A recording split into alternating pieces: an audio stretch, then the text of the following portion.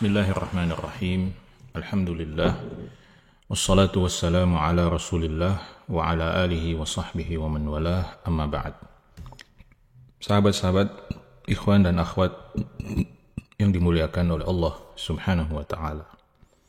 Tidak semua kita layak dan kapabel untuk menjadi manusia yang berlimpah harta dan kekayaan. Itulah fakta yang harus kita yakini dan harus kita pahami dengan baik. Tidak pantas dan tidak layak menjadi kaya bukan berarti bahwa Anda kemudian tidak bisa menjadi seorang manusia yang kaya, yang berlimpah harta. Karena Anda bisa saja menjadi seorang manusia yang berlimpah harta. Bisnis Anda ditakdirkan sukses dan berhasil. Pendapatan dan penghasilan Anda meningkat secara tajam, secara drastis. Tetapi itu semua belum tentu membuat Anda layak menjadi hamba, menjadi manusia yang berlimpah harta. Karena yang kita maksud dengan layak di sini adalah bahwa Anda bisa lulus, dan selamat melewati ujian dan fitnah yang bernama harta itu. Ya, begitulah faktanya bahwa kita mungkin menggenggam harta, menggenggam kekayaan di tangan kita. Tetapi kita ternyata tidak layak untuk menjadi hamba yang selamat, yang lulus dari ujian yang bernama harta itu. Nah, itulah yang harus kita sadari dan harus kita pahami dengan baik. Dalam konteks ini, Syekh Abdul Malik Al-Qasim hafizahullah mengutipkan kepada kita satu nukilan dari Syekhul Islam Ibnu Taimiyah rahimahullah, ketika Ibnu Taimiyah menggambarkan tentang tipe-tipe manusia ketika berhadapan dengan ujian yang bernama harta itu. Kata Syekhul Islam Ibnu Taimiyah rahimahullah, wal faqru yasluhu alaihi khalqun katsir, wal ghina la yasluhu alaihi illa aqallu minhum. Kata Syekhul Islam Ibnu Taimiyah rahimahullah bahwa al-faqru yasluhu alaihi khalqun katsir. Kefakiran, kemiskinan itu layak untuk dialami dan dilewati oleh banyak makhluk Allah Subhanahu wa taala. Artinya, kebanyakan kita insya Allah bisa selamat, bisa lulus, bisa lolos, bisa berhasil ketika mendapatkan ujian kemiskinan, mendapatkan ujian kefakiran. Tetapi wal ghina la yasluhu alaihi illa aqallu minhum.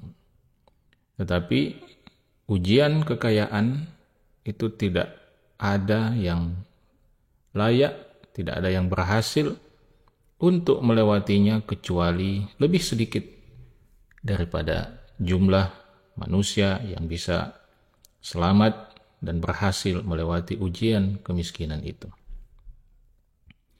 Karena itu kata Syekhul Islam Ibnu Taimiyah rahimahullah, dan ini sekaligus menjelaskan kepada kita hikmah di balik pernyataan Nabi SAW dalam salah satu hadisnya yang menyatakan bahwa kebanyakan penghuni neraka itu adalah orang-orang miskin.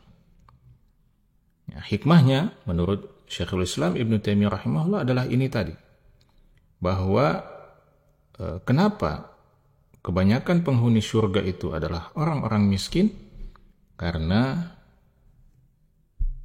kebanyakan manusia hanya bisa lolos, hanya bisa selamat ketika dia berhadapan dengan ujian kemiskinan.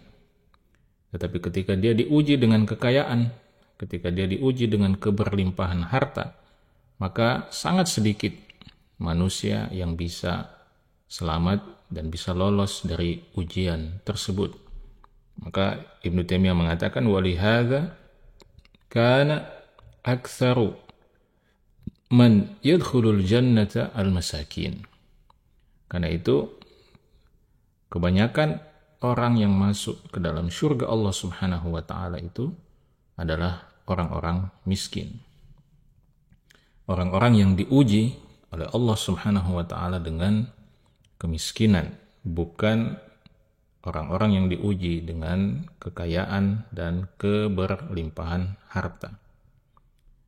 Kata Syekhul Islam Ibnu Taimiyah rahimahullah, li'anna fitnatal faqri ahwan.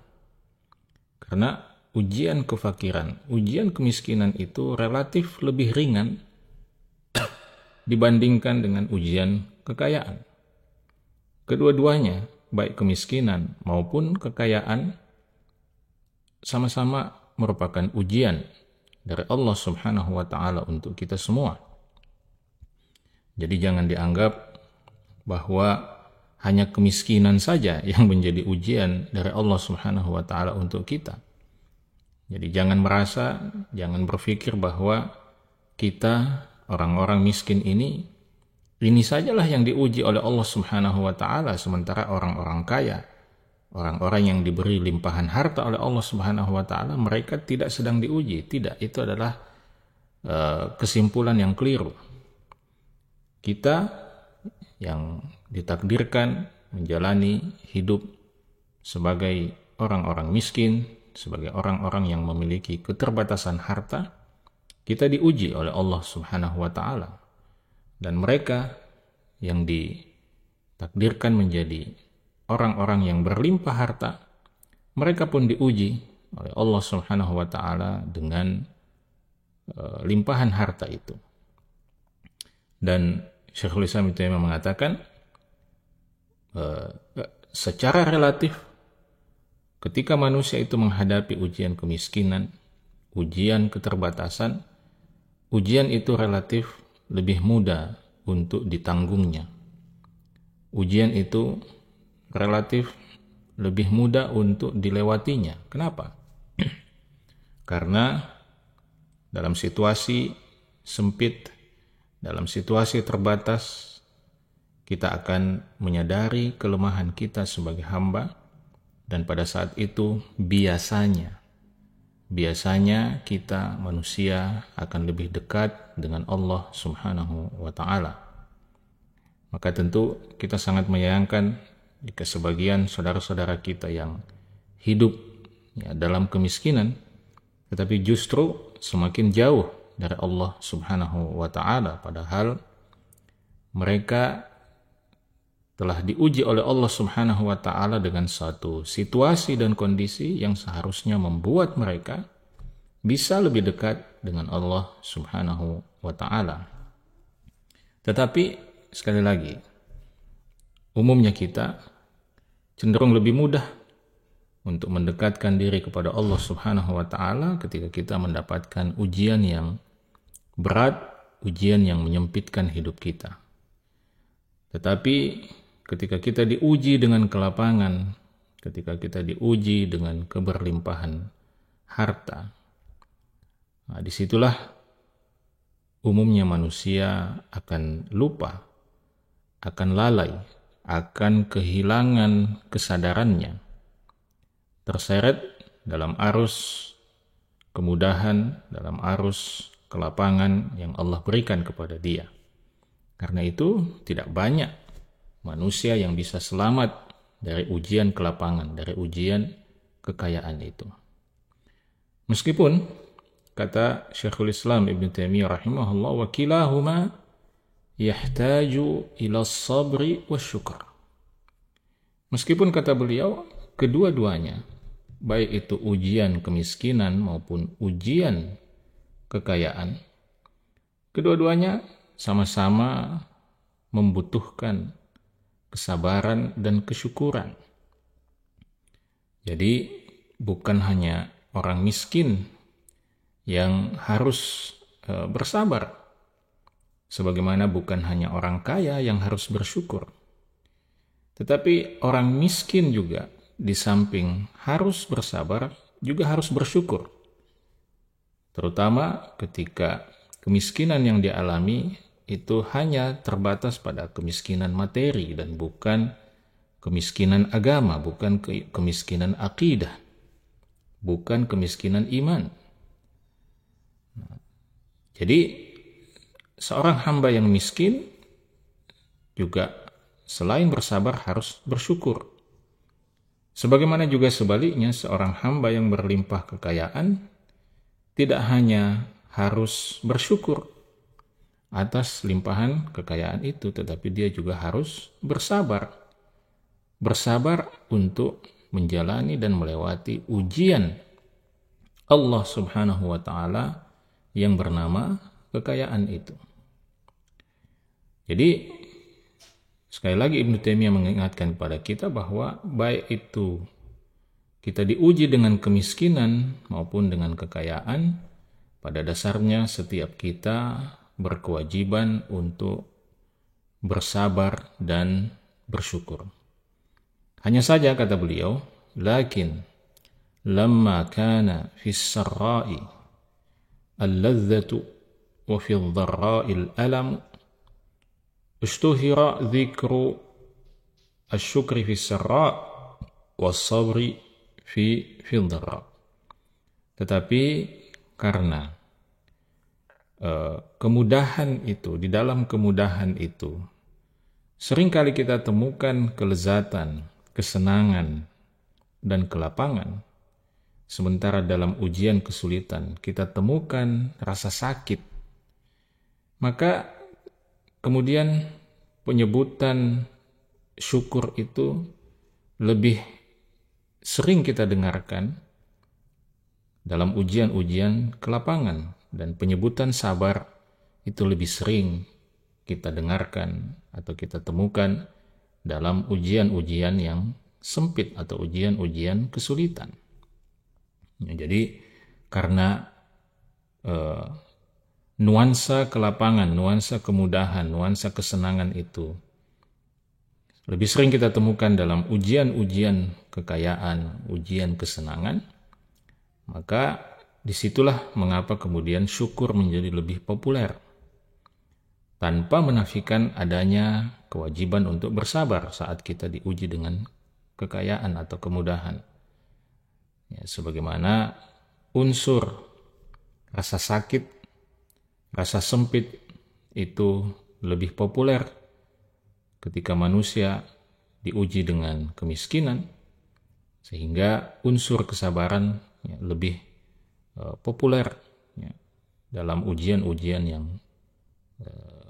yang sifatnya menyempitkan dan menyulitkan kehidupan kita. Tetapi sama sekali itu tidak menafikan apa yang dinyatakan oleh Syekhul Islam sebelumnya, bahwa apapun ujian yang Allah berikan kepada kita dalam hidup ini, maka ujian itu baik yang sifatnya lapang maupun sempit, semuanya harus kita hadapi dengan dua senjata utama, yaitu as-sabru wasyukur, kesabaran dan kesyukuran. Nah, jadi sahabat-sahabat sekalian, ikhwan dan akhwat yang dimuliakan oleh Allah Subhanahu wa Ta'ala, kita kembali menekankan poin yang kita sebutkan di awal, bahwa pada akhirnya tidak semua manusia itu layak dan kapabel untuk selamat, untuk lolos, untuk lulus dari ujian-ujian kekayaan, dari ujian-ujian kelapangan. Karena seperti yang tadi disebutkan, kebanyakan manusia, kebanyakan kita bisa selamat dan bisa lolos ketika diuji oleh Allah Subhanahu wa Ta'ala dengan kemiskinan, dengan kefakiran.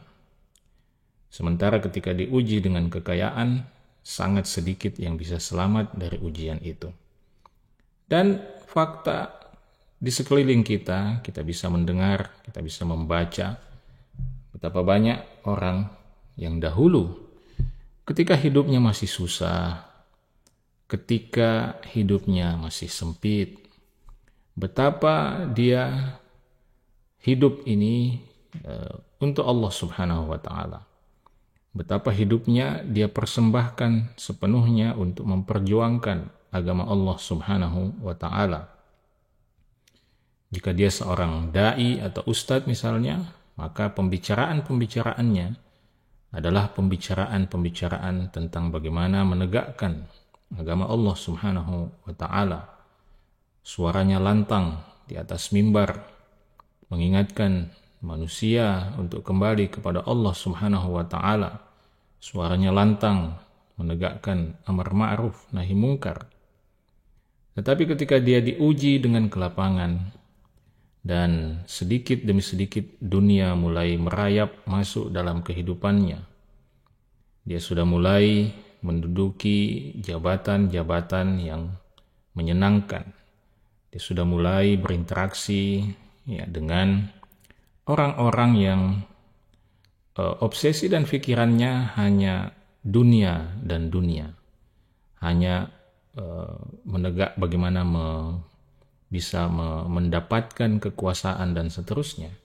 Kita melihat bahwa orang-orang yang tadinya begitu idealis memperjuangkan agama Allah Subhanahu wa Ta'ala, kemudian perlahan-lahan mulai menjadi manusia-manusia yang pragmatis, yang cenderung materialistik, yang cenderung hanya menakar dan menimbang segala sesuatu, bukan lagi berdasarkan apakah Allah ridha atau tidak dengan itu. Apakah Rasulnya SAW mencintai dan menyukai hal-hal tersebut atau tidak. Tetapi timbangan dan takarannya saat ini adalah tentang seberapa menguntungkan hal itu untuk dirinya. Dan kita bisa temukan itu banyak sekali dalam kehidupan kita sehari-hari. Orang-orang berubah orientasi hidupnya ketika mulai mencicipi kelezatan dunia ini. Setelah sebelumnya dia adalah seorang pejuang agama Allah, setelah sebelumnya dia adalah seorang ahli ibadah, setelah sebelumnya dia adalah hamba Allah yang soleh, yang selalu atau seringkali menangis di saat bangun di sepertiga akhir malam. Tetapi ketika dunia mulai masuk dalam kehidupannya, ketika Allah Subhanahu wa Ta'ala mengujinya dengan kelapangan dunia, Allah mengujinya dengan kekayaan, ternyata si hamba ini tidak layak untuk selamat dari ujian kekayaan itu. Ada juga seorang hamba yang sebelumnya begitu tekun dalam ibadah kepada Allah, begitu tekun dalam menuntut ilmu, begitu tekun dalam menghadiri majlis-majlis para masyayikh, para asatidzah untuk menimba ilmu, untuk mendapatkan naungan para malaikat.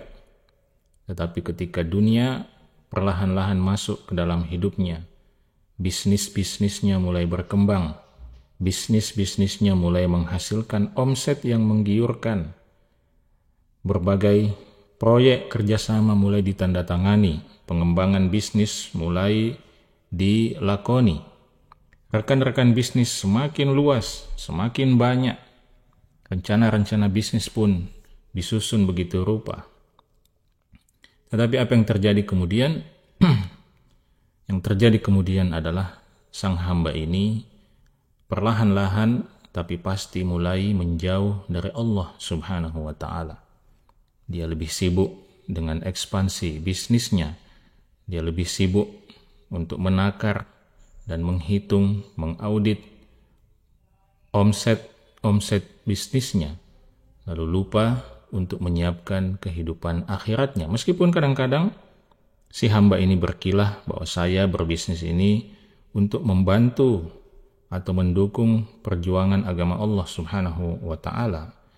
Wallahu a'lam bishawab, hanya si hamba itu yang mengetahui apakah memang seperti itu adanya niat dan maksudnya ketika memasuki dunia bisnis itu. Ini tentu menjadi muhasabah bagi kita semua, menjadi introspeksi bagi kita semua, termasuk hamba Allah yang fakir yang sedang berbicara ini, untuk benar-benar bersikap jujur terhadap diri kita. Sama sekali pembicaraan ini tidak bermaksud untuk meruntuhkan motivasi sahabat-sahabat semua untuk bekerja, untuk berbisnis. Sama sekali tidak. Tetapi pembicaraan ini, pembahasan ini hanya mengingatkan kita bahwa ketika nanti suatu saat insya Allah takdirkan kita menjadi orang yang berlimpah harta, bisnis-bisnis kita berhasil, kita harus ingat bahwa kekayaan ini adalah ujian dari Allah Subhanahu wa taala. Allah sedang menguji kita dengan kekayaan ini. Apakah kita bisa lolos, bisa selamat melewati ujian kekayaan ini atau tidak? Apakah kita tetap menjadi hamba Allah yang bisa menangis karena takut kepada Allah meskipun kita diuji dengan kekayaan berlimpah? Apakah kita masih bisa berkomitmen untuk hadir di majelis-majelis ilmu meskipun bisnis kita sudah berkembang begitu rupa? Apakah kita bisa berkomitmen memenuhi panggilan Allah Subhanahu wa taala, panggilan-panggilan kebaikan meskipun bisnis kita juga membutuhkan perhatian? Itulah ujian-ujian yang harus siap kita hadapi, sahabat-sahabat ikhwan dan akhwat, terutama mungkin bagi Anda yang sedang melakukan ekspansi bisnis, yang sedang ingin mengembangkan bisnisnya. Silahkan Anda bekerja keras untuk itu, tetapi ingatlah bahwa saat ini Anda sedang diuji oleh Allah Subhanahu wa ta'ala. Sebagaimana dahulu Anda diuji dengan kesusahan, sebagaimana dahulu Anda diuji dengan kesempitan, sebagaimana dahulu Anda diuji dengan kemiskinan, maka hari ini Allah Subhanahu wa ta'ala menguji Anda dengan kelapangan, dengan kemudahan, dengan kesenangan, dengan keberlimpahan harta. Apakah Anda layak untuk menjadi manusia-manusia kaya yang tetap tunduk kepada Allah? Apakah Anda bisa selamat dan lolos dari ujian yang bernama kekayaan dan kelapangan ini? Wallahu a'lam bishawab. Semoga Anda layak untuk lolos dari ujian kekayaan itu, dan disitulah mengapa kita harus selalu memasrahkan diri kepada Allah Subhanahu wa ta'ala dan memohon kepada Allah Subhanahu wa ta'ala agar hati kita tetap diteguhkan, tetap dikuatkan di atas agamanya, terlepas dari ujian apapun yang hadir dalam kehidupan kita. Semoga kajian singkat kita kali ini bermanfaat untuk semuanya. Sampai bertemu kembali. Assalamualaikum warahmatullahi wabarakatuh.